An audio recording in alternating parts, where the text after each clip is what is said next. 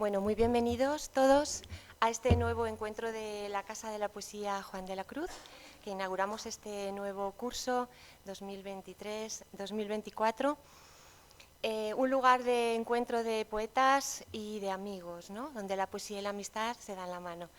Y así es como realmente considero y creo que consideramos aquí en esta Casa de la Poesía todos a María Ángeles Pérez López, una gran poeta, una de las grandes poetas del momento y a la vez una gran amiga, ¿no? Que ya es la tercera vez que viene a la Casa de la Poesía Juan de la Cruz y que estamos realmente muy ilusionados de que haya venido.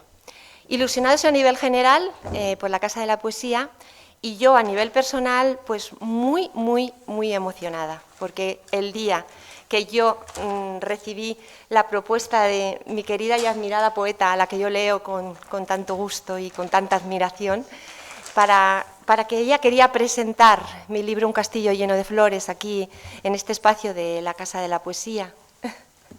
Y me hacía además la sugerencia de que yo pudiera presentaros el libro que ella ha codirigido con la editorial Vaso Roto, esta editorial de poesía tan prestigiosa, que son 7 diálogos actuales de 7 grandes poetas del momento con las moradas de Santa Teresa, pues a mí me pareció pues un regalo precioso de la vida de María Ángeles, que es una persona generosa, una gran amiga, y también un regalo de nuestra Santa Teresa de Jesús, que en esta época así que estamos medio todavía terminando de celebrar sus fiestas, pues me decía, bueno, pues sale, te voy a dar un regalo estupendo y es que puedas oír hablar de tu libro en la boca de María Ángeles Pérez López. Bueno, es profesora, para los que no, casi todos la conocemos, ¿no? Pero bueno, profesora titular de Literatura Hispanoamericana en la Universidad de Salamanca, donde trabaja sobre poesía contemporánea en español, ¿no? Desde julio de 2017 pues es miembro correspondiente de la Academia Norteamericana de la Lengua Española y desde diciembre de 2016 es miembro de la Academia de Juglares de Fontiveros, que sé que esto es una de las cosas que más ilusión hace a ella y que más la conecta con este sitio, con esta Universidad de la Mística Juan de la Cruz. Bueno, forma parte del mapa de escritoras de Castilla y León, bueno, y un montón de seminarios y de actividades. Ha recibido premios por sus poemarios. Aquellos que no hayáis leído a María Ángeles Pérez López, por favor, os sugiero, os animo a que la leáis para disfrutar completamente con una manera de escribir muy personal, una manera de escribir única. Yo la definiría como femenina, como llena de creatividad. O sea, es una escritora que te abre en su lectura un mundo nuevo, ¿no? De nuevas comparaciones, de nuevas ideas. Bueno, yo soy una gran admiradora. Sus poemarios Incendio Mineral, que nos lo presentó en la Casa de la Poesía en enero de 2022, que fue Premio Nacional de la Crítica Literaria, que entrega cada año la Asociación Española de Críticos Literarios a las mejores obras publicadas. Y también ha sido la ganadora del 6º Premio Internacional de Poesía Margarita Hierro por un libro que a mí me encanta, que yo se lo digo siempre muchas veces, ¿no? Que es el libro Mediterráneo de los Muertos, que también os lo recomiendo completamente, que es un libro, bueno, pues impresionante. Yo creo que va a ser dentro de la poesía contemporánea española como un paso, como algo que se está diciendo que no se había dicho y sobre todo no se había dicho de esa manera. Y bueno, pues viene a presentarnos, a presentar mi libro y yo voy a presentar su libro de Vaso Roto. Muchísimas gracias, María Ángeles. Bueno, me he olvidado el libro de Fiebre y Compasión de los Metales, otro de mis favoritos, una belleza de poemario de María Ángeles. Bueno, yo para mí, si me dijeran cuál es la imagen que tú podrías poner, ¿no? Gráficamente para definir el libro de las moradas de Santa Teresa, no sé, en una imagen así como rápida, pues yo diría que es un círculo, ¿no? Porque es un lugar a donde pararnos, es un lugar donde sentarnos en redondo, es un lugar donde encontrarnos con nosotros mismos, dejando el frenético ritmo de la vida, y también encontrarnos con otras personas, ¿no? Y porque decía Santa Teresa que en este castillo el alma no está sola, ¿no? El alma siempre está acompañada. Ponía la imagen del castillo, pero para ella era un castillo de cristal, ¿no? Eso nos dice mucho. O sea, no era un castillo pétreo, no era la muralla de Ávila como la vemos, ¿no? Sino era algo mucho más permeable. Porque Teresa, cuando la vamos conociendo, vamos viendo que era una mujer de grandes amistades, de grandes relaciones, podemos llamar de gran empatía. Y entonces, para ella era importante buscar los lugares de encuentro, los lugares donde compartir. El libro de las Moradas está lleno de todo esto. Y creo que el fundamento de este libro que hoy presentamos de Vaso Roto está dentro de todo este concepto, es decir, es un edificio donde nos sentamos, que es el libro de las Moradas, y donde 7 poetas reconocidos del momento pues nos van a hablar. Es como si esos 7 poetas estuvieran hablando con la santa, ¿no? Y nosotros tuviéramos la oportunidad de estar también con ellos allí sentados, ¿no? De manera didáctica y de manera práctica y de manera dinámica, es decir, no como meros espectadores. Creo que una de las cosas que tiene la poesía y los que escriben de poesía, ¿no? Y lo que tiene también el libro de las Moradas, es que no es algo para simplemente como para leer de manera narrativa, sino que es algo como para interiorizar, ¿no? Y para poder poco a poco ir caminando. Era una mujer de grandes amigos, ¿no? Ya sabemos cómo desde niña tenía amistades, cómo jugaba, hacía castillos en el aire, ¿no?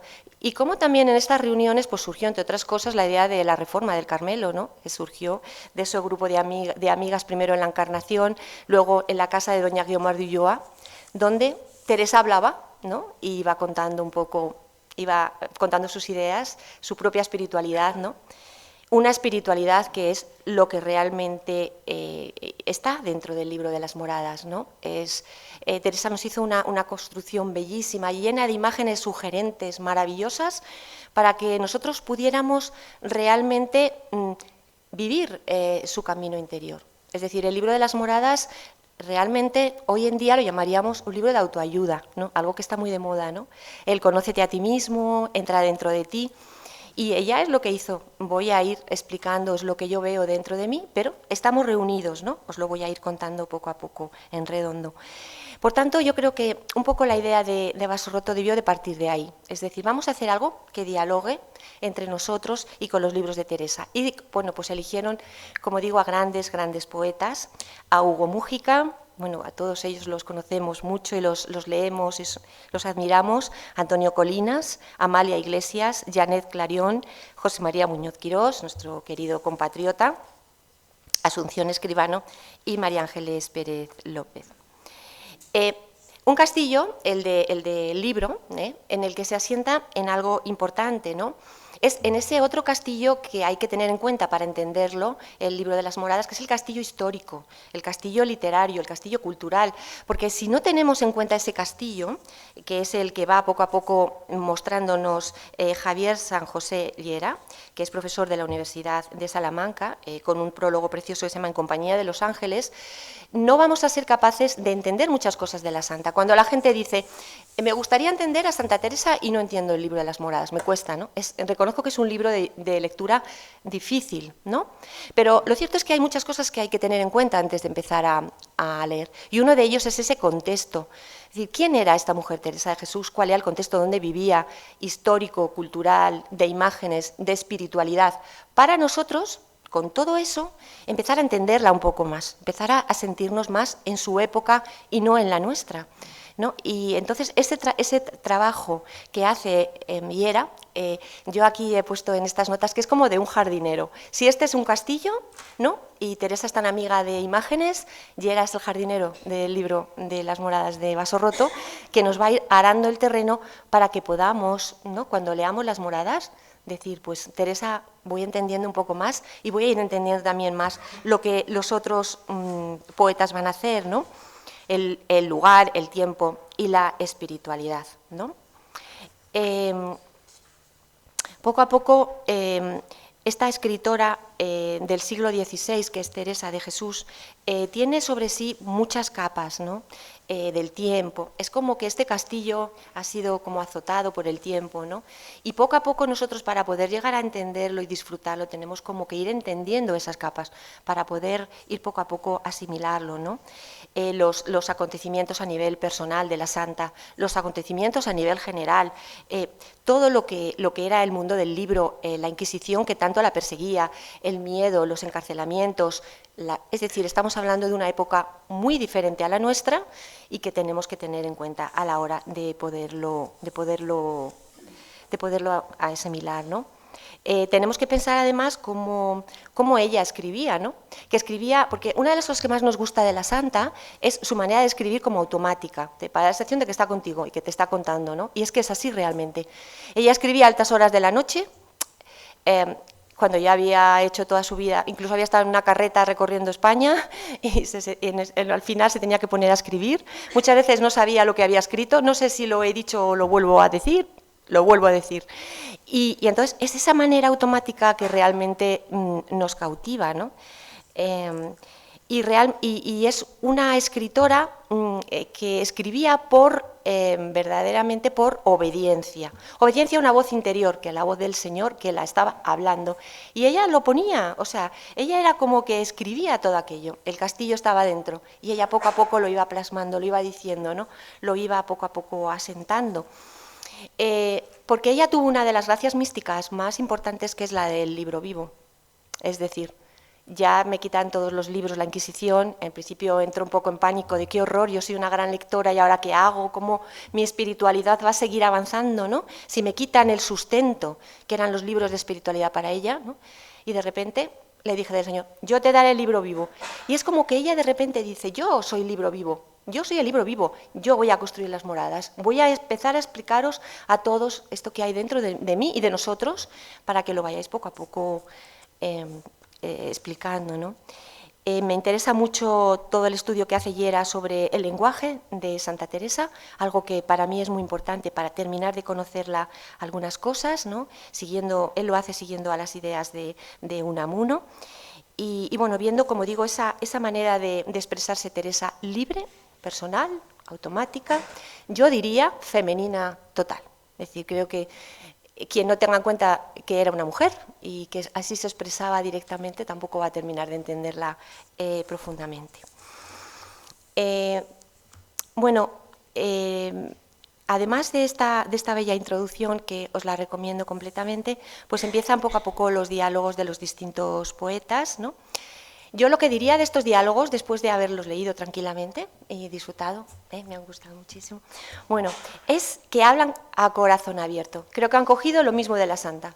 O sea, no han ido a hacer recreaciones de manera académica, que también estaría muy bien, o sea, no estaría mal. No, pero han hablado de ellos, han hablado de cómo leyeron este libro, cómo conocieron a Teresa, cuál es el papel de Teresa en su vida, en fin, y todo eso a mí me ha hecho como mucha ilusión, porque ellos, que son grandes escritores, son grandes lectores. Creo que esas dos cosas siempre van juntas, ¿no? Y muchos de ellos son, o todos son catedráticos, personas muy preparadas en el ámbito de la literatura y de la expresión, y por tanto la lectura que ellos han hecho del libro de las moradas también nos enseña muchas cosas. O sea, es como una lectura, podemos decir, especializada, que nos abre a todos un camino muy, muy bueno. Además tienen otra cosa que yo resalto aquí en este espacio, ¿no? Es la sensibilidad de poeta. Es decir, si yo leo, soy experto, soy profesor y entiendo, pero es que soy poeta, tengo alma de poeta, entonces, perdonadme, dirían ellos, tengo que decirlo así. O sea, esto es lo que yo digo, ¿no? Una de las cosas que nos da la poesía es esa libertad. Es decir, la poesía es una manera de expresarnos libérrima, contamos lo que queremos, cómo queremos, no hay trabas para ella, ¿no? Entonces, ellos han utilizado completamente esto para hablar de las moradas, ¿no? Y para entrar en ese círculo, ¿no?, que se crea de lectura, y en algo que todos apuntan, o que creo que es como el centro de ese círculo, que es la actitud contemplativa, ¿no? Que creo que es una de las, por lo menos para mí, es una de las bases de un poeta. Es decir, tener momentos de contemplación en tu vida. Es decir, ¿para qué? Pues para simplemente sentarte, como digo, en redondo y mirar lo que tienes a tu alrededor, ¿no? Dejar que todo aquello te cale para tú poderlo expresar poéticamente, ¿no? No ser una piedra, sino ser una esponja, ¿no? ser un castillo de cristal, ¿no? Ahora que estamos con el castillo, y que todo aquello que pasa a ti poco a poco te vaya edificando por dentro. Por lo tanto, tenemos la lectura y las palabras de 7 grandes, podemos llamar magníficos, perdóname María Ángeles, o sea, en cuanto a poetas del momento, ¿no? 7 grandes magníficos que nos hablan de Teresa, poeta, escritora, contemplativa, mística, creativa, libre, auténtica, mujer, monja y valiente, ¿no? Y podríamos seguir aquí entre todos poniendo un montón de adjetivos. Bueno, simplemente decir, bueno, Hugo Múgica, creo que le conocemos todos y le admiramos, esa actitud suya contemplativa de la poesía, porque él estuvo pues 7 años guardando silencio absoluto, ¿no? Y luego pues estuvo en 3 monasterios trapenses, decía, pues para así aprendí a escuchar, ¿no? Y por tanto, pues tiene esa actitud que estábamos hablando contemplativa muy, muy desarrollada en su poesía. En este libro nos hace 16 incursiones muy personales en el libro de las moradas, que son como esas, es muy bonito, ¿no? Son como esas anotaciones que hacemos cuando vamos leyendo, ¿no? Y que tenemos la suerte como de tener el libro de las moradas con las anotaciones de Múgica, ¿no? Nos habla sobre el éxtasis, sobre la imagen de Bernini, sobre la infancia de la santa, sobre la Trinidad, es decir, sobre la oración. Me encanta la nota 11ª que habla de Teresa como mujer, ¿no? Dispuesta a ser una mujer de verdad, ¿no? Algo que yo también, como os he comentado antes, siempre he visto. Y es también muy bello el párrafo en el que habla de que Teresa escuchaba el silencio de Dios, ¿no? Y lo que revelaba, ¿no? Porque creo que Teresa, a pesar de ser una mujer de vida muy activa y de andar recorriendo los caminos, de escribir y de una vida incansable, era una gran mujer de silencios, ¿no? Y esos silencios, como nos habla Múgica, son los que poco a poco nosotros podemos ir descubriendo en la lectura de las moradas. Bueno, la parte de Colinas, pues es bellísima, gran amigo y poeta, bueno, gran amigo de aquí, de la Casa de la Poesía también, estuvo el año pasado, ¿no? Y bueno, es como, su parte es como una apreciación muy íntima, muy profunda de lo que es la santa para él, ¿no? Se pone un poco en la situación personal y anímica de esta mujer, de esta escritora de 62 años, llena de achaques, llena de enfermedades, llena de preocupaciones, ¿no? Y cómo era capaz, junto a esto, de escribir este libro tan bello, tan profundo, tan lírico, tan lleno de imágenes maravillosas como es el libro de las moradas, ¿no? Habla de la oración como ese camino de introspección personal, habla muy bonito de lo que es el conocimiento de sí, que sabemos que es una de las grandes pilares de todo lo que nos ha dejado la santa, ¿no? Ese conócete a ti mismo, y bueno, habla pues también mucho de esas en relaciones con otras místicas que él conoce, que sabemos que él es muy experto en místicas, sufís, hindús, ¿no? Y que por tanto nos va como ampliando algo que trasciende, ¿no? Probablemente la religión católica, y que nos abre y nos une con otras místicas de otra parte, ¿no? Vemos como en esta misma casa este tipo de actividades y de uniones entre la mística de Teresa de Jesús y otras religiones se hace mucho, ¿no? Porque la mística es como un fenómeno humano, ¿no? Que trasciende completamente lo muy estancado en una religión concreta. Y él habla de algo que me parece que es una pincelada, ¿no? Y que yo estoy completamente de acuerdo, ¿no? Que leer a Teresa es también leer y pensar en Juan de la Cruz. Yo también lo pienso. Yo que también leo mucho a Juan de la Cruz, muchas veces que digo, Teresa, Juan, Teresa, ¿no? Estaban juntos en el círculo, ¿no? Ese círculo que estamos viendo. Ellos hablaban también. Es verdad que cada uno vivía su propia vida, pero había intercambio, ¿no? De ideas principales y de comunidad. Y lo dice Colinas, y yo he dicho, esto siempre lo pienso yo también, Antonio. Bueno, Amalia Iglesias nos habla, es muy bonita la parte de Amalia, porque ella nos describe su discurso personal, ¿no? Como desde niña pues veía a su abuela que estaba vestida con el hábito de Carmelita Seglar. Y a mí me ha hecho mucha ilusión porque mi abuela también fue Carmelita Seglar. Mi abuela también, cuando murió mi abuelo, se puso el hábito, yo no la conocí, ¿no? y se puso el hábito. Yo siempre pienso que toda mi parte carmelita me vino en herencia, ¿no? Así como que me llegó de esta abuela que tenía el hábito. De estas cosas de lo que es lo que vives de pequeña y lo que te queda nos habla Amalia. Es muy bonita esta parte, realmente. Nos también cita, por ejemplo, a Julia Kristeva, que es otra autora, con su precioso libro Teresa, amor mío, que es un libro bellísimo, que también os recomiendo para el que quiera profundizar en Teresa de manera bella.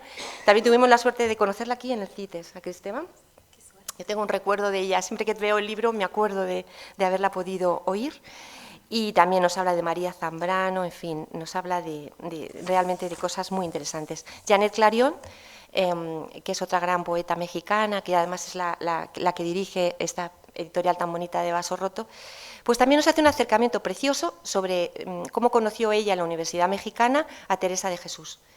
Y el conocimiento, ¿no?, en clase, académico, y cómo eso trascendió también. Es decir, cómo muchas veces las clases, y sobre todo cuando se está hablando de mística, ¿no?, pues de repente rompen lo que es puramente académico y entran en la vida, ante lo cual ella pues hace un acercamiento muy bonito, ¿no? Ella dice: mi cuerpo comienza a estremecerse, la voz del maestro resuena como un eco lejano, ¿no? Esa voz del maestro que le estaba hablando de Teresa de Jesús, ¿no?, y todo lo que ella iba recibiendo ahí en ese aula en la Universidad de México. Bueno, nuestro querido amigo José María Muñoz Quirós, ¿no?, hace un acercamiento de poeta absoluto, es decir, él es como que abre su cuaderno de notas y de poesías, de ideas sobre Teresa, lleno de todo el alma de un poeta que se va como poco a poco, que va desgranando, ¿no?, que va diciendo, que nos va mostrando con bellas imágenes. Realmente es un acercamiento muy bonito, ¿no?, en el que además nos ve, yo que le leo y le conozco mucho a José María, le admiro también mucho, ¿no?, todo el conocimiento que él tiene de Teresa, de Jesús, del entorno de Teresa, ¿no?, porque él, que siempre le gusta mucho en su poesía hablar ponerla en el lugar, ¿no?, en esta parte suya también nos pone a la Teresa, que es nuestra Teresa, la Teresa de Ávila, ¿no?, la que vemos cuando andamos por aquí por las calles, ¿no?, y que es la Teresa de aquí, ¿no?, la Teresa de aquí, la Teresa de las Moradas. Bueno, nuestra querida amiga Asunción Escribano, que también viene este año, es increíble que venga nuevamente por tercera vez, es un regalo también. Pues, bueno, empieza con una cita de otro grandísimo amigo, que es Basilio Sánchez, que también viene este año. Bueno. Y dice Teresa, ¿no?, dice una frase de Teresa de otro Basilio, os lo voy a leer porque creo que es muy bonito. Dice Teresa: porque como los pájaros enseñan a hablar, no saben más de lo que les muestran u oyen, y esto repiten muchas veces, soy yo al pie de la letra. Y dice Basilio Sánchez: el lenguaje del cielo está plagado de signos invisibles, de palabras que nunca conseguiremos pronunciar. Creo que es como el diálogo precioso, ¿no?, con las palabras de Teresa. Y realmente, bueno, pues Asunción medita, es un texto profundamente meditativo sobre determinados aspectos como la oración, también medita sobre el cristal, sobre el que este castillo de cristal está construido y cómo el sol reverbera, ¿no?, en unas imágenes bellas, muy, muy poéticas. Sobre las imágenes de la perla, ¿no?, cuando dice también Teresa que es una perla, ¿no?, que es en el sentido de cómo brilla, los matices que tiene. También toma otra cosa que aparece en el libro de las Moradas y que nos gusta mucho, ¿no?, que es el tema del silbo del pastor, ¿no?, ese silbo que se oye tan bonito, ¿no?, y ella también entra ahí en meditaciones, habla de la luz interior, como parte de lo que realmente este libro nos va aportando, que nos va mostrando, nos va mostrando el castillo de Teresa, pero con la intención de Teresa es encontrarnos con nuestro castillo, por eso es luz. Es luz porque nos ayuda a mirarnos a nosotros mismos y a encontrarnos en nuestro interior. Bueno, y por último María Ángeles Pérez López, ¿no?, que lo ha titulado En la misericordia sin tasa, ¿no? Ella habla de esas piedras que construyen el castillo, ¿no? Esas son piedras que, dice, en la piedra se escriben altura y bajura. Tan es así que las palabras han de aglutinarse. Es decir, un castillo construido de palabras, ¿no? Las palabras de Teresa son palabras muy bellas, pero son palabras que a la vez, poco a poco, van construyéndose, van aglutinándose, ¿no? Van haciéndose vida, y al hacerse vida nos hacen un castillo vivo, nos hacen algo, ¿no? Como dice, nos hablan de la altura, del cielo y de lo eterno, y nos hablan de la bajura, ¿no? De lo que tanto nos habla Teresa en este libro, ¿no? Del barro, de las sabandijas y de todos los bichos que hay alrededor, ¿no? Y cómo son piedras, ¿no? Realmente es una imagen que hace María Ángeles muy bonita, y también recoges una cosa muy bonita de este libro, que es el tema de los animales que dan vida al castillo, ¿no? Las abejas, las lagartijas. Yo también cuando leí el libro, hice el libro del castillo, yo vi que estaba lleno de vida todo, o sea, vi que el castillo de Teresa estaba lleno de vida, ¿no? Entonces también quise que hubiera vida animal, por eso las mariposas que hay en este libro eran vivas de verdad, vinieron de un vivero de mariposas, se puede llamar así, no sé cómo se llama, creador, ¿no? Porque realmente yo pensaba, ¿no? Necesito que esté vivo, que aportar algo vivo, ¿no? Quizá me tuve que haber puesto una lagartija o alguna otra cosa, pero al menos las mariposas eran vivas de verdad, ¿no? Porque si no, sin los animales, además de las plantas, ¿no? ¿Cómo podemos hablar de vida natural? Bueno, haces referencia a dos poetas que yo también leo y admiro, y creo que todos, Aida Vitale, por favor, y a Olvido García Valdés, otra grandísima poeta. Bueno, y bueno, termina María Ángeles con esta frase: no es misericordia una palabra que pide con boca sofocada este presente, agua para tanta sed. Y lo pone junto. María Ángeles me encanta porque tiene una manera de escribir que también hace palabras nuevas, descompone las que hay, las junta, las separa, para hacer algo diferente, ¿no? Y entonces ha puesto agua para tanta sed, ¿no? Entonces esto lo he apuntado yo en mi escritorio. Agua para tanta sed, ¿no? Porque realmente muchas veces cuando me siento en casa a trabajar o a mi vida diaria digo, madre mía, qué verdad, agua para tanta sed. Bueno, María Ángeles, pues muchísimas gracias por estar aquí y por haber dirigido este bellísimo libro que tanto nos enseña sobre la obra mágica y maravillosa de las moradas de Teresa de Jesús.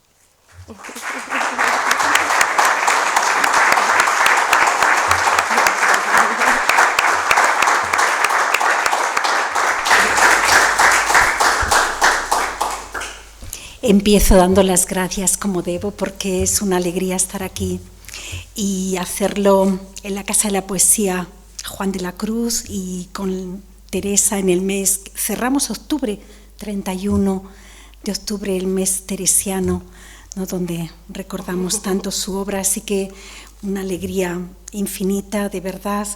Mi mayor agradecimiento a mi tocaya María Ángeles Álvarez por poner tanta delicadeza y tanta convicción hacia un mundo en esos tiempos recios de los que hablaba Teresa de Jesús, que seguramente a mí me acompaña esa expresión cuando pienso en mi presente, pienso en tiempos recios, aunque son muy distintos, pero son también muy difíciles de vivir en muchos aspectos. Y el hecho de poder estar aquí contigo celebrando estos dos libros, lo agradezco enormemente. Me disculpo por haber llegado un poquito tarde, pero terminé las clases a las 6 en Salamanca, fui rápido al coche, vine lo que he tardado en llegar. Pero no, quería ser lo más puntual posible, porque cuando la obra de Teresa es inagotable y son tantos los acercamientos que hay a esa obra, cualquier gran obra lo es. Decimos que es un clásico porque es un presente vivo, porque es una obra que cada época necesita de un modo u otro. Y pienso que eso es especialmente relevante para obras tan fuertes, con una profundidad, con tantas capas, tan difícil en más de un aspecto y a la vez tan capaz de llegar a cualquier lector, o que cualquier lector pueda llegar a ella, aunque no apuremos como desearíamos tal vez muchos de sus aspectos. Pero una obra que se mantiene absolutamente en diálogo, me parece, con con nuestro tiempo por muchas razones y que ha sido visitada de tantas formas, pero en el recorrido que fue pensar en 2022 en la obra de Teresa de Jesús, este libro hermosísimo, Un castillo lleno de flores, de alguien que conocen, que se llama María Ángeles Álvarez, me acompañó mucho. La biblioteca personal es pequeña, pero la biblioteca de la Facultad de Filología en la Universidad de Salamanca, donde trabajo, sí que tiene un conjunto de textos dedicados a Santa Teresa muy significativo. La Universidad Pontificia también. Comparto despacho y amistad, además, con el catedrático que ha preparado el prólogo, Javier San José Lera, que es un gran conocedor de la literatura espiritual española, es especialista, uno de los máximos especialistas en España de Fray Luis de León, a quien debemos esa primera labor en torno a Teresa de Jesús. Entonces, digamos que la bibliografía, los acercamientos son verdaderamente relevantes, pero hay muchas razones para celebrar este libro. Pero una de ellas es que me hizo preguntarme precisamente por algo que María Ángeles comentaba ahora, y es la relación entre la letra y lo más vivo y efímero como podría ser la flor. Yo pensaba siempre que la literatura suele dar cuenta del viaje inverso. La literatura suele partir lo que llamamos la ékfrasis, partimos de una obra, pues un cuadro, no, pero puede ser una escultura, puede ser un motivo artístico de algún tipo desde el que se escribe y se produce ese diálogo, pero a la inversa no es tan frecuente, que desde, bueno, sí hacia la pintura, por supuesto, la escultura, pero ¿qué pasaría con otro tipo de lenguajes, donde entraría lo efímero, donde entraría la percepción del tiempo? A mí me sobrecogió, me impresionó muchísimo, es lo que quiero, bueno, hay varios aspectos que quiero destacar de por qué seguir celebrando las moradas, por qué hacerlo en octubre de 2023, cualquier día de 2023 y creo que cualquier día, ojalá, de nuestra vida, de un modo u otro. Pero sobre todo porque me impresionó el diálogo que alguien podía hacer hacia el lenguaje de las flores. Cómo podía, en lo que es tan bello pero tan atravesado por el tiempo. Lo que pasa es que todos estamos atravesados por el tiempo. Solo que no en la medida en que podemos percibir que esos pétalos cayeron, que esa flor se secó, que una vez que la cortamos o alguien la dispuso o la vio plantada, incluso aunque la vio plantada, sin embargo está atravesada por esa experiencia de la caducidad de un modo quizá mucho más intenso, claro, porque es una vida más corta que la nuestra, pero igual la nuestra también está en ese mismo lenguaje de aquello que es tiempo, que se dice en el tiempo. Recordaba un poema de la monja novohispana, la extraordinaria autora Sor Juana Inés de la Cruz. Es un soneto que ella dedica a un cuadro donde está pintada la propia autora. Y comienza así: este que ves, engaño colorido, que del arte ostentando los primores, con falsos silogismos de colores, es cauteloso engaño del sentido. Y así continúa, los dos cuartetos, los dos tercetos, es extraordinario, como es toda su obra, extraordinaria, de una altura y de un conocimiento de las claves del barroco y de lo que es la gran profundidad de lo humano, la pregunta sobre la vanidad, vanitas, vanitatis, todo es vanidad, ese tópico del barroco. La pregunta entonces sobre dónde ponemos el corazón, ¿no? Dónde alguien pone su corazón. Y así la pregunta sobre el ser, sobre la existencia, sobre el alma, sobre el tiempo, sobre el amor. Ella se formula esas grandes preguntas. Pero en este soneto en concreto, este que ves, engaño colorido, ella recorre lo que es un cuadro dedicado, ¿no? Dice, a la propia, una imagen de ella misma. Y el poema termina señalando que todo está atravesado por la experiencia de la muerte. Es cadáver, es polvo, es sombra, es nada. Así termina ese soneto prodigioso, porque irá diciendo que ese cuadro, primero, engaña porque muestra a la persona como si el tiempo no hubiera pasado por ella, cuando la persona quedó fijada en ese retrato en un momento de la vida, quizá de cierta belleza, de cierta juventud, y después el tiempo ha devorado ese cuerpo. Es además engaño en un primer nivel, porque lo que vemos es la copia y no la persona. Es engaño en un segundo nivel, porque además lo que ocurre es que también la tela va a ser destruida por el tiempo, solo que su tiempo es más largo, el tiempo de la tela, del cuadro, es más largo que el tiempo del cuerpo humano, pero igualmente lo devorará el tiempo. Y además hace pensar ese engaño, porque desde el punto de vista filosófico, porque hace pensar que podría haber algo que superase esa ley, ¿no? Esa ley de la vida y de su contraparte. Entonces, lo que me impresionó enormemente fue que en este libro bellísimo, en el que las fotografías se han ido disponiendo, yo he elegido aquí una de las partes en el otoño, ahora que hay una chimenea ahí, ¿verdad? Sí. Dice: este fuego de brasero encendido, entonces está el brasero encendido, están las flores, está la madera, hay una flecha de metal colocada porque se ha dispuesto como una obra de arte, se ha pensado en ese conjunto como una obra de arte. Entonces, me impresionó mucho justamente este libro en ese viaje por la bibliografía, ese viaje por la obra de Olvido García Valdés acerca de Santa Teresa de Jesús, la obra de Julia Kristeva, Teresa Mon Amour, otras obras que se han ido escribiendo, muy numerosas, la bibliografía especializada, como decía, tantos acercamientos, pintura. Yo conozco la obra del pintor Gabriel Viñals dedicada a Santa Teresa de Jesús. Me impresionó mucho que alguien hubiera hecho ese viaje en sentido contrario, hubiera hecho el viaje en el que se disponían esas flores, la madera, y se recordara el fuego, se recordara, como ocurre en esta página central, de un lado un breve texto de las moradas y de otro lado la autora o una voz, la autora, en esta voz que ella propone, con este sabemos que vivimos sobre un polvorín.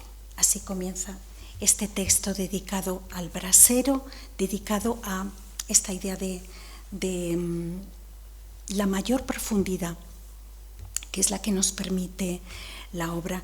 Así que, bueno, estar aquí, celebrar este libro también era parte de una deuda. Yo sentía que era una deuda de amor, una deuda, bueno, como ocurre con los libros que te acompañan, ¿no? Que son libros cuya deuda no terminas de saldar nunca, pero querrías hacerlo, porque también en ese viaje de lo que sería más permanente a lo que lo sería menos, hacia estas flores o estas ramas o la propia idea del brasero, la madera que va a prender, un brasero que va a servir para calentar durante un tiempo.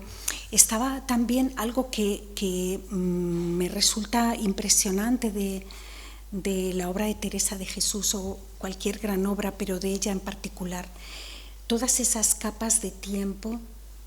María Ángeles se refería a ello, todas esas capas de tiempo que están contenidas. De un lado, porque necesitamos, cuanta mayor sea la formación, el conjunto de lecturas sobre cómo es esta mujer, su biografía, en qué momento escribe la obra, es un momento de madurez. Bueno, es ya de un cuerpo enfermo, un cuerpo que hace frente a problemas muy serios y que sin embargo está incendiado como si fuera este fuego de un brasero que no quiere apagarse nunca, de una madera que no termina de quemarse nunca, en ese incendio de amor absoluto que es la experiencia de Dios y que es el deseo de dar cuenta a las hermanas, a las monjas, de lo que podía ser esa experiencia interior. Y todo ello en esas capas temporales. Por un lado, conocer la biografía, en qué contexto, qué está pasando en ese momento. Por eso en este libro era tan importante, el prólogo era tan importante, que alguien que conoce muy bien la época, conoce muy bien a Fray Luis, conoce a Teresa, los da en clase, es el responsable del portal dedicado a Fray Luis de León en la Biblioteca Virtual Miguel de Cervantes, ha editado Los Nombres de Cristo para la Real Academia Española, es decir, es una persona con una trayectoria y un conocimiento verdaderamente grande, de décadas de trabajo sobre la literatura espiritual del siglo XVI, pues que él abriese esas puertas, y esas puertas que eran las del tiempo. Pero luego, aunque esas capas están ahí, cualquier lector puede acercarse y hacer suyo este enorme, prodigioso castillo interior. ¿Cómo es posible? Pues siempre, claro, no con el nivel tal vez de precisión o de dominio de ciertas cuestiones, pero es que Teresa, como creo que no quería hablar para los eruditos del futuro. Otra cosa es que los eruditos del futuro tengan que dedicarse a ella, por favor, o sea, sí, absolutamente. Pero está dirigiéndose a las monjas, está dirigiéndose a sus hermanas, a las que nombra hermanas, hijas, y a ellas les está queriendo dar claves de cómo hacer un viaje interior. Por eso esas capas. Entonces yo a veces pensaba, bueno, ¿cómo atrevernos a un libro tan grande, no? Pues pensé, porque lo necesitamos. De acuerdo, sabremos que vamos a empezar haciendo todas las precisiones. Miren, no es una edición crítica, hay ediciones críticas, pero vamos a contar con el apoyo de expertos, como esa honestidad hermosísima. Decir, este es el libro de una prodigiosa artista floral que hace hablar a las flores. Entonces, es posible que las flores hablen, bueno, decimos, vale, el rojo para la pasión, ¿no? El blanco para, tú nos lo sabrías decir, el amarillo, pero, y más allá de eso tan convencionalizado, tan ritualizado, tan pobre, no puede decirse mucho más. Sí, puede decirse mucho más. Claro, es que puede decirse con todo aquello en lo que alguien pueda poner su sensibilidad. Eso es lo prodigioso del arte. Eso es lo que es impresionante del arte. No hay límites en ese sentido, más que los de la sensibilidad, el talento, que alguien movilice, que alguien haga que eso se incendie, que eso tenga luz. ¿Y por qué la tiene? Porque la tuvo para la persona.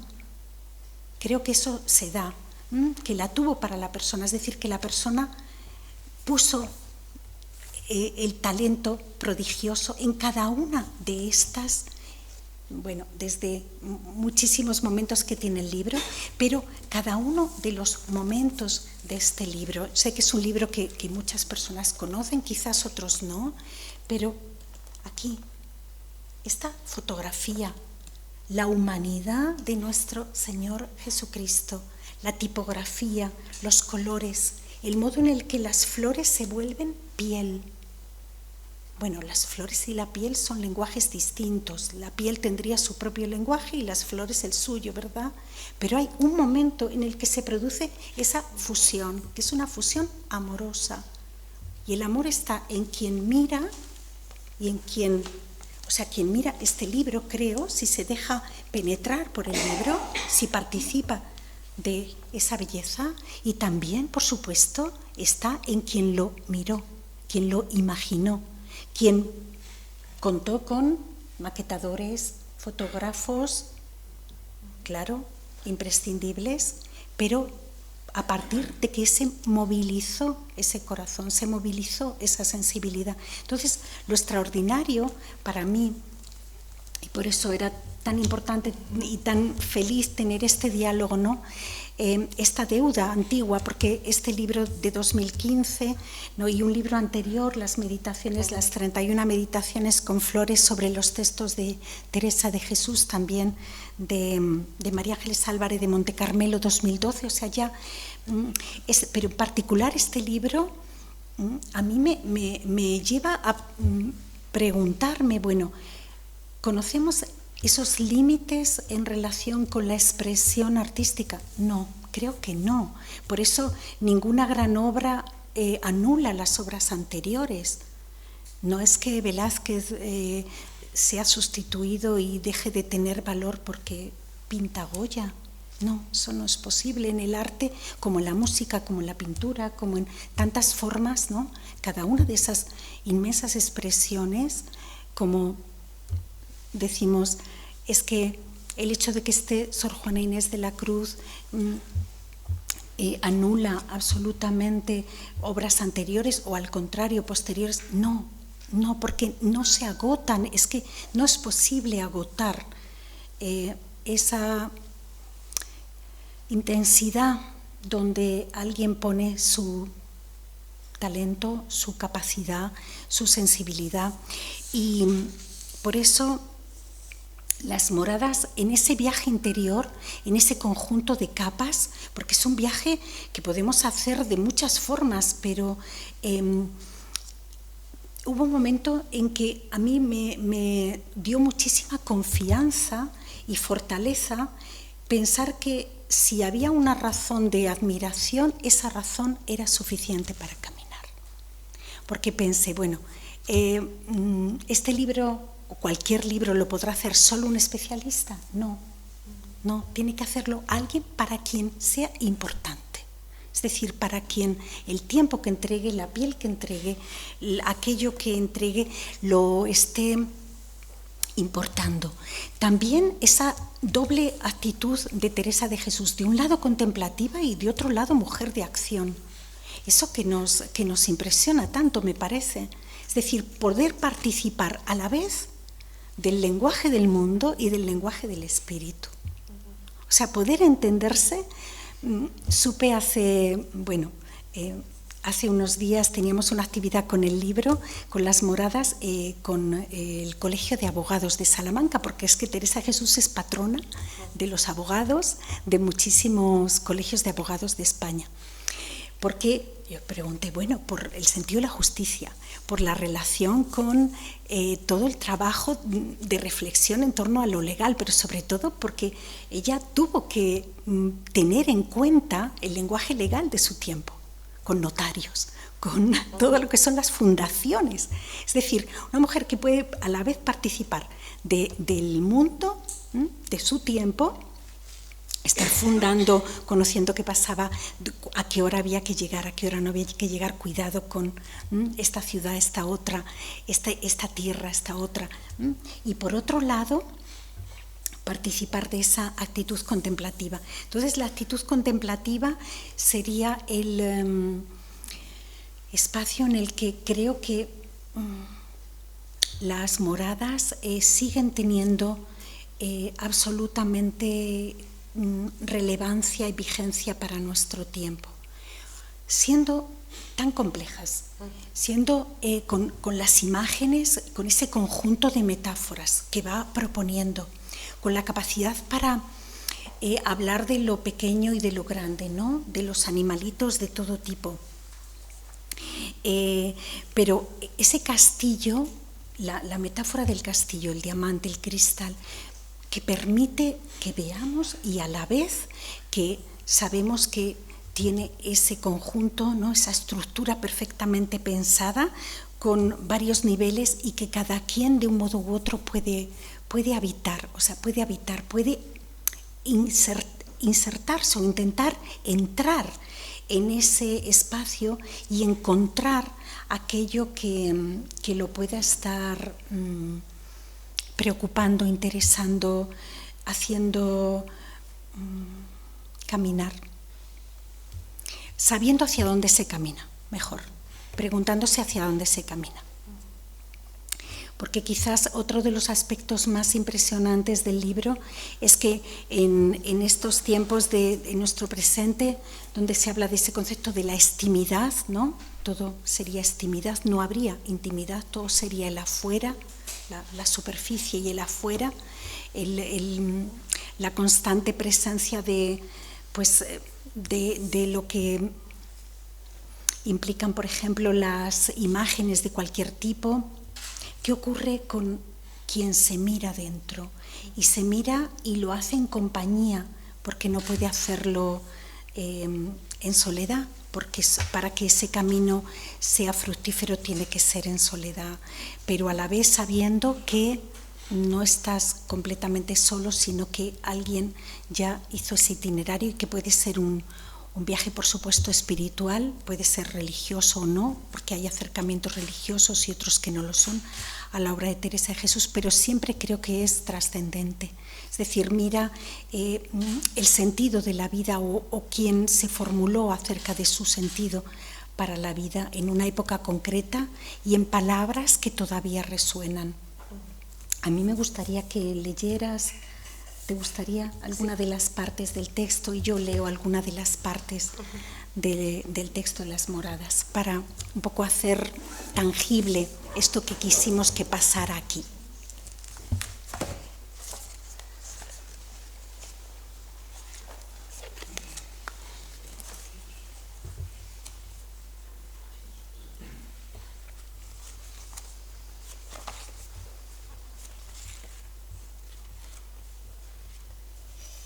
Bueno, voy a coger la imagen general del castillo, que es esta.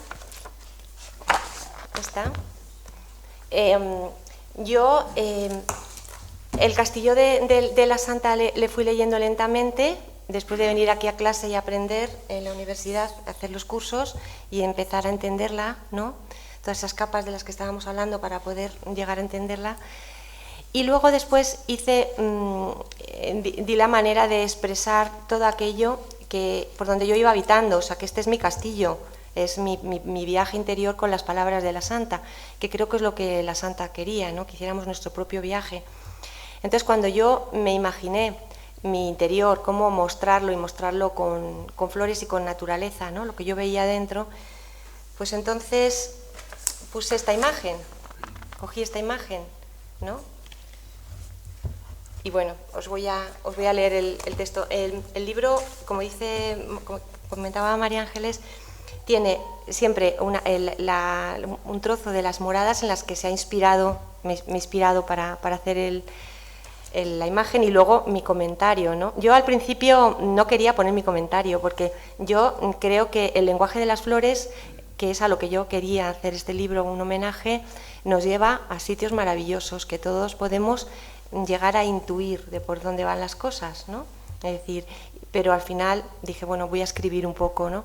Y entonces los textos que yo he escrito intenté siempre que partieran de la vida, o sea, de lo que realmente del castillo, de mi castillo hecho vida, y por tanto, bueno, voy a leeros lo que dije de esta imagen del castillo. Cuando trato de imaginar este castillo tan reluciente, que brilla al sol como una perla, al situarlo en mi interior, la muralla que me crió se transforma en cristal. El hielo muerde el granito sobre el que crecen, las hojas de hierba en filigrana, toda helada brillan. El sol barre a su paso la tristeza que en monotonía vestía la mañana. Podemos movernos libremente en sus aposentos, mientras sentimos que en cada morada hay una flor distinta que vive a veces del agua de la lluvia, de la escorrentía o de las sales de las lagunas, otras del agua del estanque bajo el puente, de los charcos sobre las rocas de ojos azules. Todo sobre el barro se levanta y de él se unta, dando vida al pavimento de las moradas. Porque la imagen tiene siete estancias, como veis, que son las 7 moradas, y en cada una he ido poniendo una flor que para mí simbolizaba, era como la imagen entera de la morada, y por tanto toda llena de vida. Y para poder hacerlo, pues vi un local que había al lado de la floristería, yo soy florista, ya lo sabéis, ¿no? Y al lado de la floristería había un local que era de ruedas de coches, que estaba la Firestone. Ya se habían ido los de Firestone, era un interior, ¿no? Un interior que decía mucho y que a mí me permitía esto con juegos de luces y tal. Y entonces dije, voy a levantarlo con luces de velas y con luces indirectas para que las flores se vean así como en esa oscuridad iluminada, que era lo que yo veía dentro de mí, ¿no? Es decir, es un castillo, como veis, es de cristal porque no hice ningún muro. Simplemente situé los siete moradas, ¿no? A distintas alturas, pero lo que sí que es un interior oscuro, mi interior, que poco a poco, a veces con luces tenues, voy iluminando para poderme reconocer.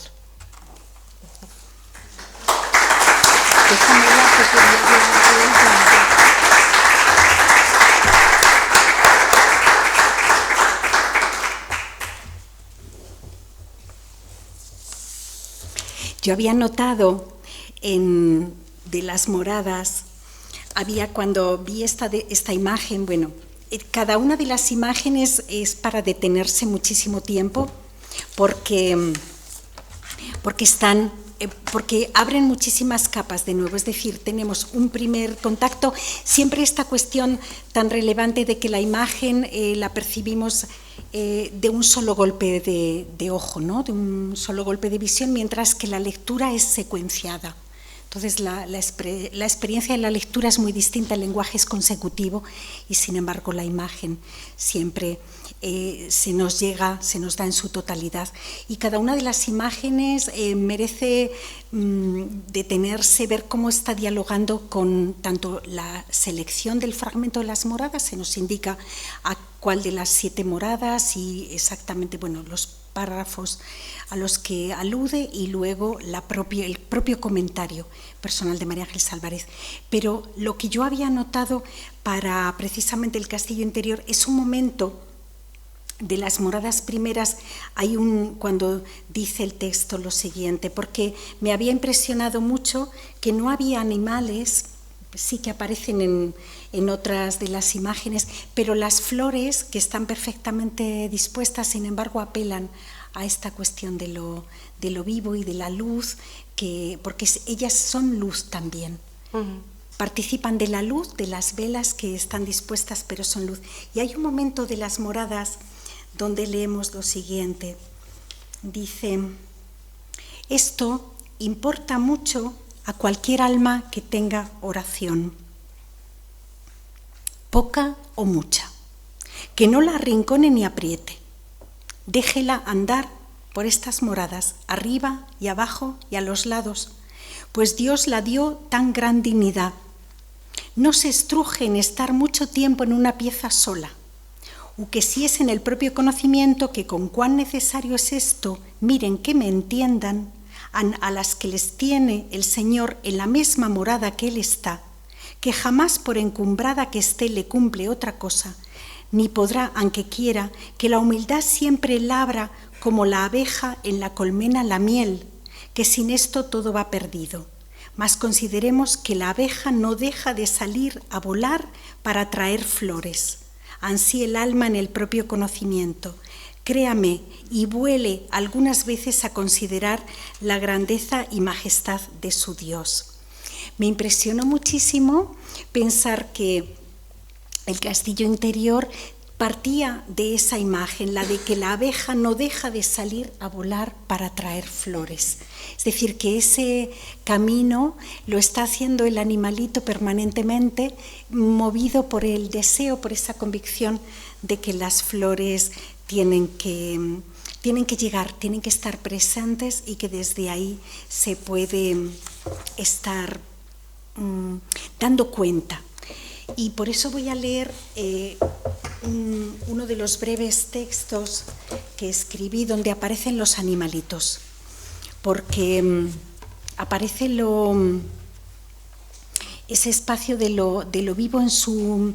Es decir, que los conceptos más complejos, llegamos a los conceptos más complejos por elementos muy sencillos y que de esa manera cualquiera puede hacer el viaje, ese viaje interior, aunque sea un viaje que, bueno, va a tener muchas estancias. Tal vez yo pensé en esta aventura grande de aquí están las mariposas.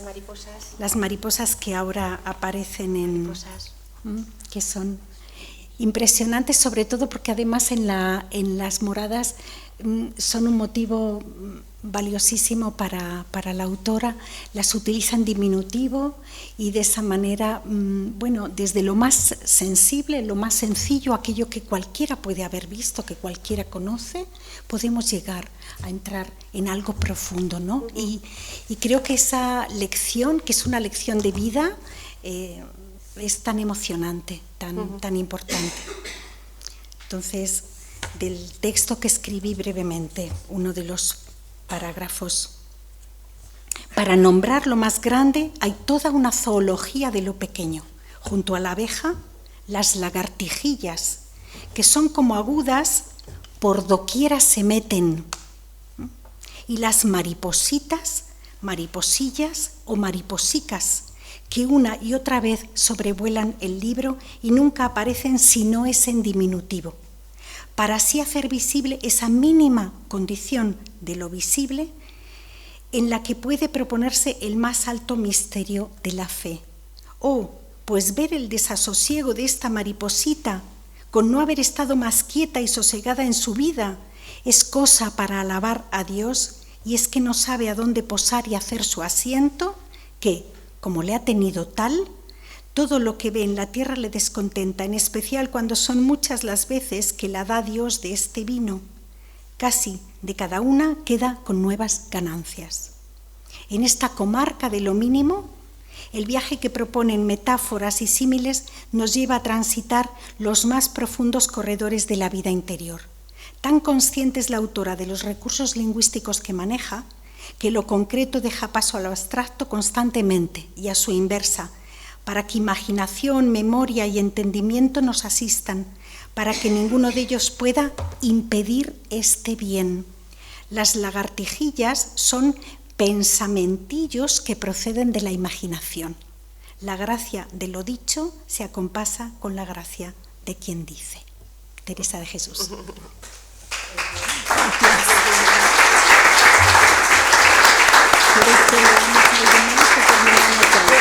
¿Quieren preguntar algo? Bueno, ahora es el momento ese que siempre nos gusta para poder preguntar, ¿no? Es para poder entablar un poco diálogo con vosotros. Me habéis dejado sin palabras. La verdad siempre me pasa con las dos María Ángeles. Entonces yo creo que para seguir un poco con el ritmo, con esta magia que habéis creado, tendré que hacer un esfuerzo de sublimación. Tendré que emplearme totalmente en todas las cosas que habéis dicho para después poder llegar a alguna reflexión que no va a ser tan inteligente como la vuestra, ni va a ser tan sublime como la vuestra. Gracias por darnos esta satisfacción de tener a Santa Teresa ahí a las dos María Ángeles, que son unas buenas portadoras y además que tienen esa sensibilidad que a mí siempre me ha conmovido. Y no puedo preguntar nada porque ya os digo que a veces pues yo me quedo sin palabras, muy pocas veces, pero esta es una de las ocasiones. Muchas gracias, de verdad. Muchas gracias, Lola. Yo creo que acercarse a la obra de las moradas, yo creo que es una lectura para valientes, ¿eh? Sí. No es nada fácil. Y hay que leerla, así ahora que estamos en este ambiente poético, como se lee la poesía, lentamente y degustándola, y cada imagen despacio. Es decir, no se puede leer las moradas como otro libro, ¿no? Porque si no uno empieza a como entrar en barrena. Entonces, pero si vas poco a poco leyéndolo así, entonces vas viendo la belleza de lo que nos va diciendo y vas poco a poco entrando en el mundo mágico de la santa. Pero es verdad que sí, Sonsoles. El néctar de los libros no lo habéis metido dentro. Ojalá. Hasta el alma nos ha llegado, de verdad que sí. Gracias a las dos. Bueno, gracias. Sí, se ha dicho que es la obra más bella de la literatura espiritual. Yo creo española. que sí. Y a lo mejor, o sea, desde el punto de vista así doctrinal y quizás sea cierto, ¿no? Creo que sí. Porque está, no sé, el conjunto de imágenes, Las el modo en imágenes. el que quiere que nunca se pierda, que las hermanas no se pierdan, que los lectores no se pierdan, y a la vez, bueno, estamos entrando en profundidades que, como dice María Ángeles, pues hay que detenerse y decir, bueno, y lo vuelvo a leer, y son esas 7 moradas, porque cada una de ellas va profundizando, ¿no? Porque además ella era una mujer, esa obediencia interior la hacía ser completamente valiente. Entonces nos cuenta todo, absolutamente. Y en este castillo interior nos lo cuenta todo, pero para que lo vayamos entendiendo, nos va montando un montón de imágenes y nos va poco a poco llevando para que podamos ir entrando en la alta mística de su mano, ¿no? Es un libro muy, muy bello. Sí, Sara. Bueno, yo solamente una pincelada. Tuve el placer de ver cómo María Ángeles te regalaba su libro en Salamanca, en la presentación de uno de sus libros. Y bueno, ella me había hablado de ti como magnífica poeta que eres, pero en este caso, por cierto, el libro de Mediterráneo es brutal. Gracias. Lo que ocurre es brutal. Es brutal y, bueno, a mí me ha conmocionado. Solamente decirle a María Ángeles que hoy he visto en ti una madurez poética, intelectual impresionante, y darte las gracias por ese paseo literario para los que tenemos dificultades en llegar a esos niveles de sublimación, porque para mí el lenguaje de las flores sí que me ha ayudado muchísimo, lo que te decía antes, a utilizar a veces pues para determinados momentos de meditación, de paz. Gracias a las dos por compartir. Gracias. No, la verdad es que el lenguaje de las flores es impresionante a dónde nos lleva y cómo con él podemos meditar y llegar a cosas espirituales profundas. Me contaba hace años el padre Javier Sancho que él va siempre todos los años a atender a unas monjas en Japón y dar clases allí. Entonces a estas monjas japonesas que no entendían por supuesto nada de español, les abría las imágenes del libro del castillo. Ellas conocen perfectamente las moradas y ellas sabían exactamente a lo que yo me estaba refiriendo. Ellas sabían leer, me decía Javier, sabían leer perfectamente lo que tú querías decir Es decir, el lenguaje de las flores, es verdad que existe un lenguaje de las flores a nivel nacional, a nivel local, pero es algo que trasciende todo eso, que nos une y nos mete en un mundo mágico. Y el mundo de la espiritualidad es un mundo de estos mundos mágicos, algo que está ahí, ¿no? Y que poco a poco podemos llegar a conocer cosas que es difícil decir, ¿no? Y que una imagen las dice muy bien. Sí, es así. Increíble. Sí, a ver, allí Julio, sí. Bueno, realmente estamos aquí hablando de lo concreto y lo abstracto. Se puede pasar de lo concreto a lo abstracto para conocer. Los símbolos son eso, de llevarnos al conocimiento de lo inefable e imposible de comprender, por lo menos en su totalidad. Y entonces pasamos, Santa Teresa, bueno, todo el barroco igual, tienen que basarse en símbolos, porque claro, el lenguaje de la espiritualidad es misterioso. Si es misterioso, quiere decir que nunca la razón puede llegar a comprenderlo. La única manera de tocarlo es partiendo de los sentidos, es decir, de lo sensible, de lo concreto. Pero mi pregunta es la siguiente. También leyendo a la santa, en este caso, porque estamos, otros autores también, podemos pasar de lo abstracto, de lo que está más allá, podemos pasar a comprender mejor, a amar más la naturaleza. Porque la santa siempre está en la tierra. De hecho, a mí personalmente, no me gustan sus imágenes mirando al cielo, porque la santa escribía, pensaba, hacía, pensando en la tierra. Sí. Y eso, conociéndose a sí misma, le hizo ver que esto, lo sensible, lo que hay en el mundo, se le queda muy corto.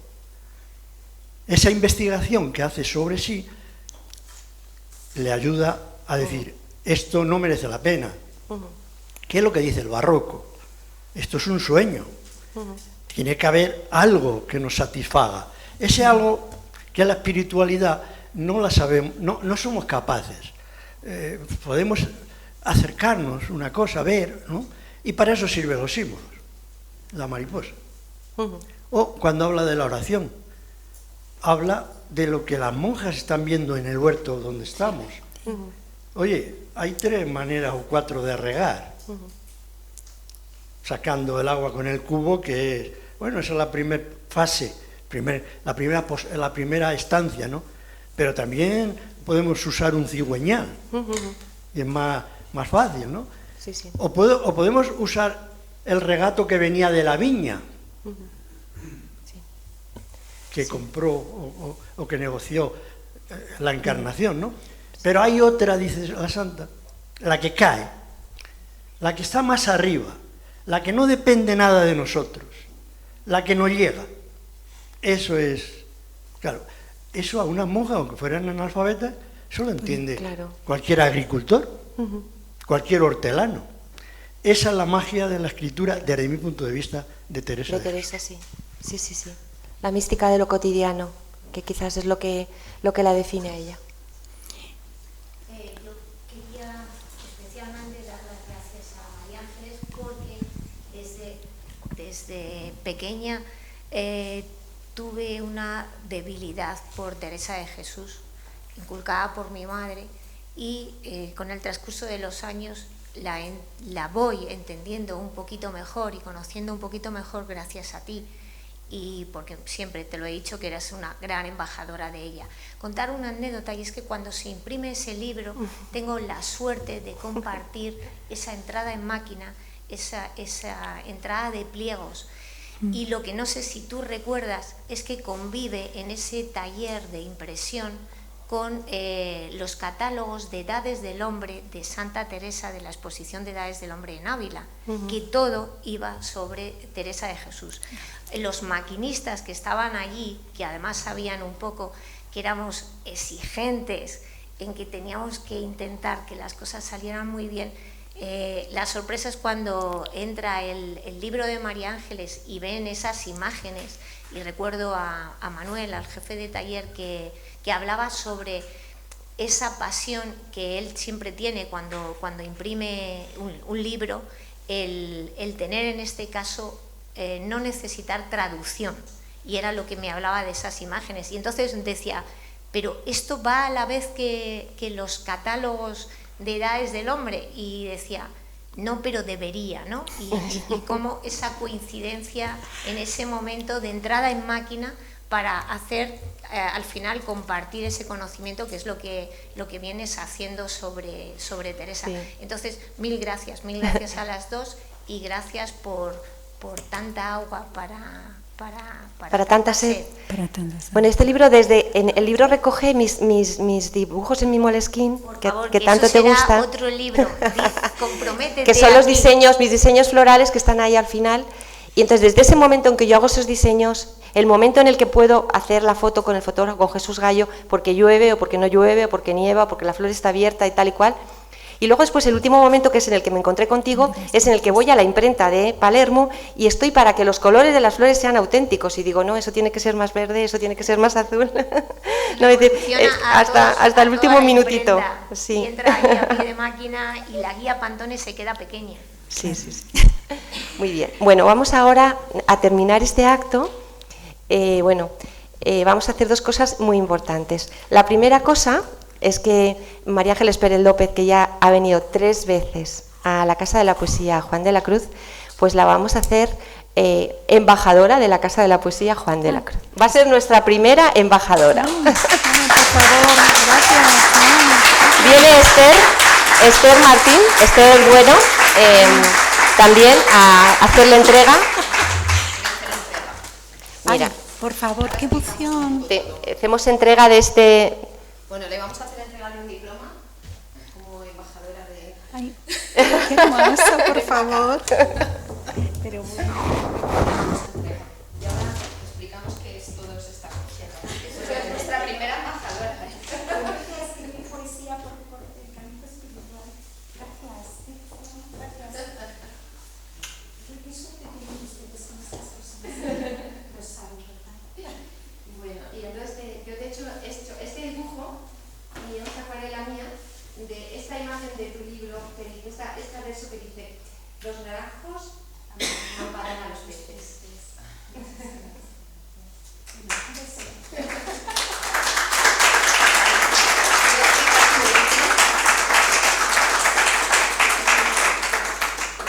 Por ser gran amiga de esta casa, por difundir siempre nuestras actividades y por venir a vernos y a darnos estos momentos tan increíbles como el que hemos compartido esta tarde con todos vosotros. Y el sacrificio que ha hecho por venir. No, no es sacrificio, solo que yo decía, ay, que llego muy justo. Yo que te conozco, digo, qué raro que no haya llegado por lo puntual. Bueno, vamos a hacer ahora otra cosa que también es muy bonita. Mira, estamos aquí en esta casa de la poesía llenos de dinamismo. Entonces hemos determinado así en un grupito que nos juntamos un día, así Sí. Esther Bueno, Esther Martín y unas cuantas, el hacer algo que nos juntara más y que nos uniera y hacer algo que nos hiciera muchísima ilusión para seguir adelante. Entonces creamos el Club de Amigos de la Casa de la Poesía. La directora de este Club de Amigos de la Casa de la Poesía no puede ser otra que Esther Bueno, que os va a hablar para engolosinaros, en palabras de la Santa, a que todos estemos juntos de este Club de Amigos de la Casa de la Poesía. Bueno, muy rápidamente, como dice María Ángeles Álvarez, un día en un café reflexivo, como los llamo yo, los cafés con amigas, con Esther Martín y con ella, surgió la idea de crear este club de la Casa de la Poesía Juan de la Cruz. ¿Y por qué decidimos esto? Como en una tormenta de ideas.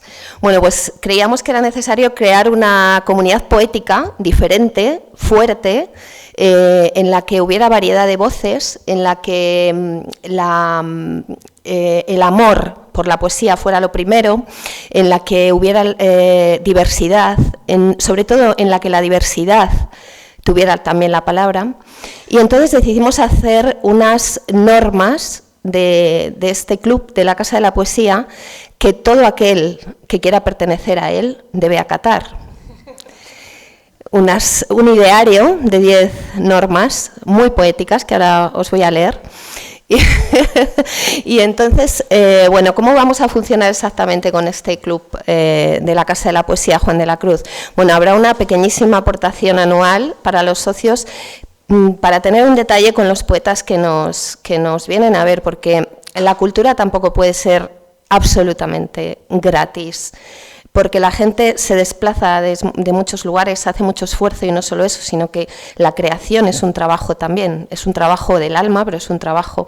Entonces pensamos que era necesario pues tener desde la independencia más absoluta de cualquier administración, es decir, desde total autonomía, porque esa libertad también es importante para la creación y para este club de la poesía Juan de la Cruz, pedir nada, una pequeña aportación que será de 50 euros anuales solamente para un detalle para los poetas, sin más pretensiones, que también será pequeño para su trabajo, pero bueno.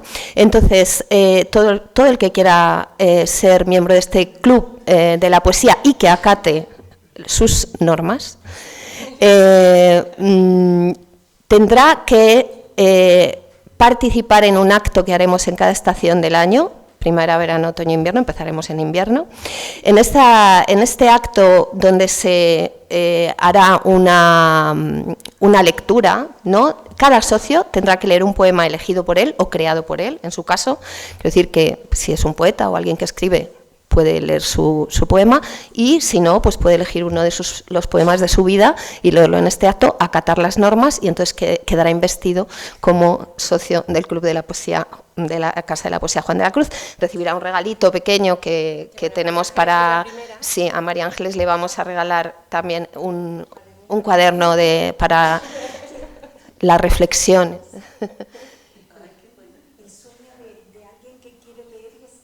Eso es. Y eso es un poco la idea. Entonces, como funcionamiento, antes de leer las normas, nada más, si queréis formar parte del club ahora o en el futuro, en la recepción os tomarán nota y ya está, es muy, muy fácil. Os daremos un carnet también en el momento de este acto poético que os digo, estacional, de las estaciones, que es muy poético también, el tema de las estaciones, del el paso del tiempo y del cambio, de los momentos de cambio, ¿no? Bueno, y voy a proceder a leer las normas de la Casa de la Poesía. Amamos la poesía con pasión y la consideramos nuestra fuente de inspiración. Respetamos las palabras y las emociones que fluyen en cada verso. Nos comprometemos a proteger y preservar la esencia de la poesía. Difundimos la belleza de la palabra escrita compartiendo nuestros versos con gratitud. Celebramos la diversidad de estilos y voces poéticas. Valoramos tanto la expresión como la escucha, honrando cada corazón en el verso. Creamos un espacio de conexión en nuestros recitales donde los poetas puedan sentirse libres. Cultivamos la imaginación y la creatividad, nutriendo el alma con la belleza de la palabra. Promovemos la empatía y la comprensión a través de la poesía, construyendo puentes entre las almas. La poesía es el faro que guía nuestras vidas y enriquece nuestros días. Y yo creo que en estos tiempos convulsos hacer este tipo de afirmaciones es algo que nos puede salvar. Nada más y gracias por venir.